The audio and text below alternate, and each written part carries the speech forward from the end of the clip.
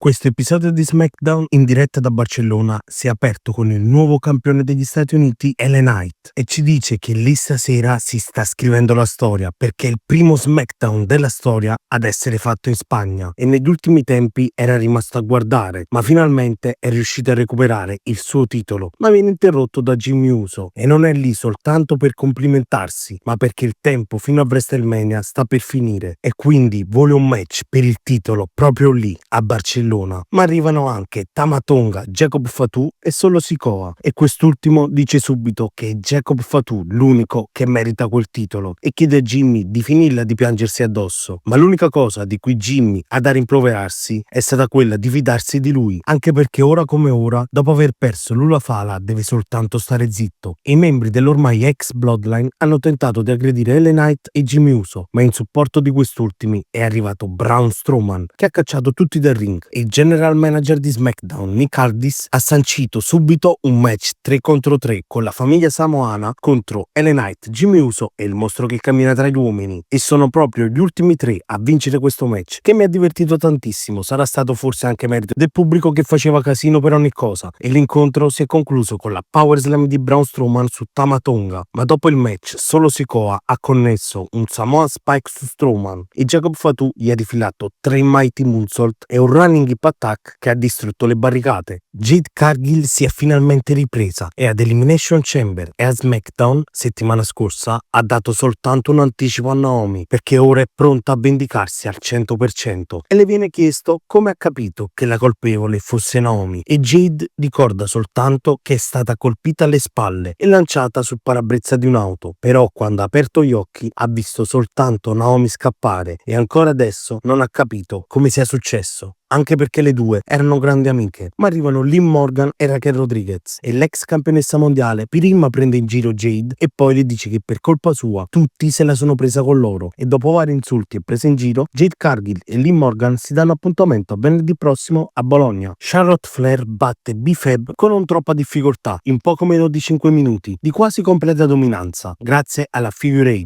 ma la Queen non si è fermata al suono della campanella e quindi a salvare l'ex accompagnatrice degli Street Profits è arrivata Tiffany Stratton ed è partita una mega rissa tra le due sfidanti per WrestleMania che dopo voli e mazzate sono riusciti i membri della security a separarle una volta per tutte. Drew McIntyre ce l'ha con tutti, ma soprattutto con Damien Priest che ha ricevuto tutto quello che ha avuto soltanto grazie agli altri e se prima in palio c'era il titolo, ora questa è diventata una faccenda personale e mentre stava per iniziare il Miz TV, Charlotte e Tiffany continuano a prendersi ammazzate fin quando la campionessa WWE non si è lanciata con una Swanton Bomb dalla cima dello stage e prima di andarsene le dice che sarà lei a doversi inchinare alla Queen e finalmente il Miz TV ha inizio e l'ospite di oggi sarà colui che non ha venduto l'anima a The Rock ed è colui che a WrestleMania non vincerà contro John Cena, cioè il campione WWE Cody Rhodes, e mentre quest'ultimo stava effettuando la sua iconica entrata il Magnifico gli ha detto che non c'era tempo e l'American Nightmare l'ha attaccato con una Crossroads, prende il microfono e avvisa John Cena che lunedì prossimo entrambi si vedranno finalmente faccia a faccia. Shinsuke Nakamura vuole la sua rivincita per il titolo degli Stati Uniti, mentre Damien Priest vuole mettere le mani addosso a Drew McIntyre e visto che lo Scottish Warrior non c'è, Priest affronterà Nakamura per stasera. Damien Priest batte Shinsuke Nakamura per squalifica. Durante il match è arrivato Drew McIntyre a distrarre l'arciere dell'infamia, ma non è servito a nulla perché mentre il nipponico tentava la Kinshasa, l'ex leader del Judgment Day è riuscito a connettere la South of Heaven Chokeslam, ma Drew McIntyre l'ha attaccato colpendolo sia con i gradoni che con la Claymore e gli ha poi gridato nelle orecchie che tutto questo è successo soltanto per colpa sua, perché durante l'anno scorso non ha fatto altro che rovinargli la vita. I DIY sono sicuri di poter battere gli Street Profits e mantenere i titoli di coppia e i Motor City Machine Guns vogliono la loro rivincita. Zelina Vega vuole il titolo degli Stati Uniti, ma prima deve passare sul corpo di Piper Niven e quindi le due si sfideranno settimana prossima a Bologna. Randy Orton batte in un bellissimo match molto combattuto durato quasi 10 minuti Carmelo Hayes, grazie ovviamente alla sua famigerata RKO, e dopo il match Orton voleva stringere la mano a Him ma quest'ultimo l'ha spinto e quindi si è beccato un'altra RKO e mentre Legend Killer stava per andare a segno con il punt kick, ecco che Kevin Owens è arrivato per attaccare Orton. Il prize fighter è riuscito anche a scappare e signori, settimana prossima a Bologna Jacob Fatu e Braun Strowman si affronteranno. Il campione campione del mondo dei pesi massimi Gunther non poteva mancare al primo episodio di SmackDown qui in Europa, anche perché lui è il più grande wrestler europeo di sempre, ma è lì anche perché vuole dimostrare a tutti che lui, i beniamini del pubblico, li distrugge e quindi stasera affronterà l'idolo spagnolo, uno dei campioni di coppia di NXT, Axiom, ed è stato un match bellissimo, quasi 10 minuti non stop, niente pause, soltanto spot, mazzate e incertezze. Ci sono voluti un lariat e 3 powerbomb per far vincere il match al ring general e dopo l'incontro Gunther ha poi imprigionato Axiom nella Real Naked Choke. Paul Heyman è al centro del ring